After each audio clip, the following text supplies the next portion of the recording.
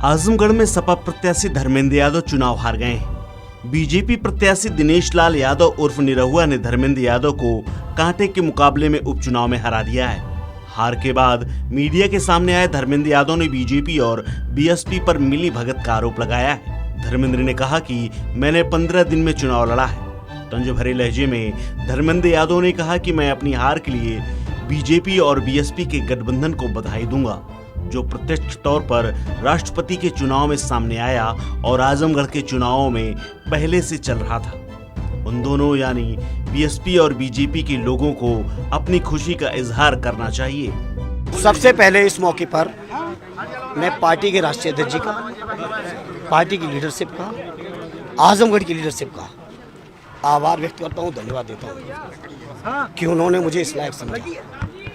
साथ ही साथ अफसोस जाहिर करते हुए पार्टी से क्षमा मांगता हूं कि पार्टी की उम्मीदों को पूरा नहीं कर पाया। जहां तक चुनाव के सवाल है, मैं इस मौके पर जितने भी समाजवादी पार्टी के हमारे साथी रहे, हमारे सहयोगी दलों के आदरणीय ओम प्रकाश राजभर जी से तमाम सहयोगी दल के सब साथियों का जो इस चुनाव अभियान में शामिल हुए किसी रूप में, कुछ लोग प्रत्यक्ष तौर पर आए, किसी ने अप्रत्यक्ष मदद की, सब साथियों का अपनी ओर से और पार्टी की ओर से आभार व्यक्त करता हूँ, धन्यवाद देता हूँ।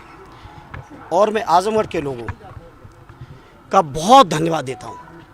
मात्र हमने 12-14 दिन का चुनाव लड़ा और ऐतिहासिक समर्थन हासिल किया आजमगढ़ के लोगों का।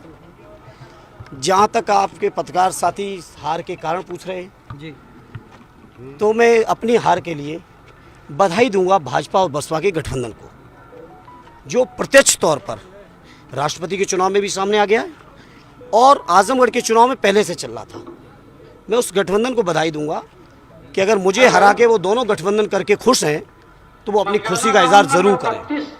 जहां तक मैं आजमगढ़ के लोगों के बीच कहना चाहता हूं, मुझे अफसोस इस बात का जरूर है कि आदरणीय नेताजी की बनाई हुई परंपरा को अभी कायम नहीं रख पाए, लेकिन 24 आते आते आजमगढ़ के लोग ही इस बात का जवाब समाजवादी पार्टी को एक बार फिर से जिता के देने वाले हैं। ओम प्रकाश राजभर ने कहा कि अखिलेश यादव अगर बाहर निकलते, इसी कमरे से आजमगढ़ आते तो इम्पैक्ट कुछ और होता। देखिए, वो राजभर जी हो सकता कह सकते हैं सहयोगी दल के लीडर हैं।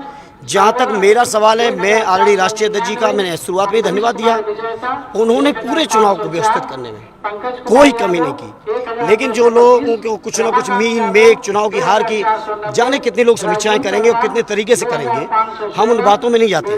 मैं सबसे पहले राष्ट्रीय अध्यक्ष जी का धन्यवाद देता हूँ, उन्होंने फैसला लिया अपनी खुद की सीट पे।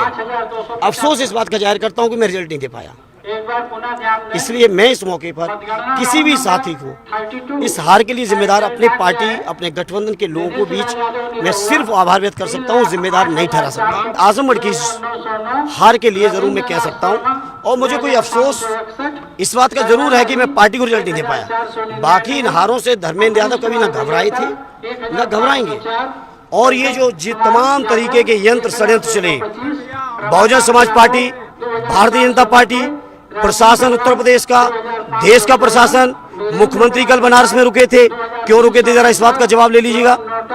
क्या अधिकारियों को डायरेक्शन हो रहे थे? क्यों मुझे सुबह से रोका जा रहा था? क्यों हमारे वोटर लिस्ट में नाम घटाए गए? क्यों हमारे हजारों कार्यकर्ताओं को रेड कार्ड दिए गए? मैं चाहता हूं मीडिया के लोगों, लोकतंत्र को मजबूत रखने की, हार जीत कोई बात नहीं, हार हुई हम स्वीकार कर रहे हैं, हम स्वीकार कर रहे हैं, लेकिन मीडिया के लोगों आपसे कहूंगा चौथे स्तंभ के तौर पे आपको भी अपनी जिम्मेदारी के सच्चाई से निर्माण करना पड़ेगा, नहीं तो एक स्टेज आएगी। हार का केवल दो, क्या हार का बिल्कुल सत्य था आपके हिसाब से? हार मुझे कोई शौक थोड़ी आरोप लगाने का। आप लोगों से मैं यहाँ पे इंटरव्यू देने के बाद यहाँ अंदर घुस रहा था, जो व्यवहार हुआ वो आप सबने देखा, आपके कैमरों में कैद है, उससे पूरा देश ने देखा है, कोई छुपी हुई चीज नहीं है, या ऐसा भी नहीं था कि मैंने कोई सिचुएशन ऐसी क्रिएट की हो।